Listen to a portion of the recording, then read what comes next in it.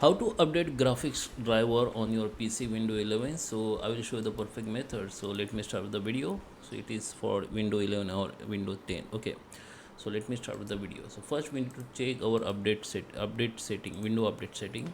So come to the search bar here and search for settings.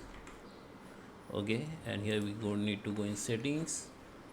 Here we need to go in that systems and go to the window updations, and here you make sure you have your window latest updation it's enable. Okay, so you need to make it enable. Okay, once you enable it, you can wait for 1 hours or up to 1 hours, and you start your PC. Then you can go to the device manager. Okay, and search for device manager in search bar like this, or you can go to the control panel. Okay, and here you can see this device manager option. You can make it view by large or small.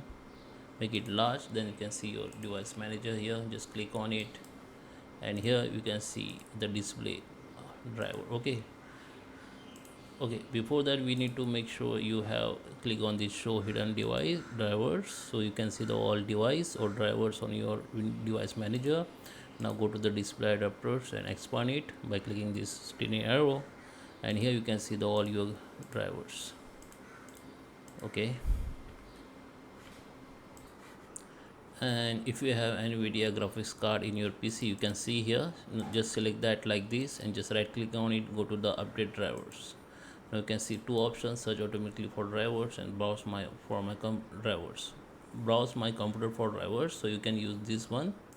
Okay, and just so display adapter noise. Okay, so here it will be start search for update driver. If you find these options or notification, you can click search for updation driver on window updates. Okay, so we have already enabled the window updates option, so you can search from here also. This also work. If this is not work, you can see this option. Okay, or you can find this option. You can use also these options. Just click on it. Okay, you need to select the path on your window folders and where you had drivers, and just click on next.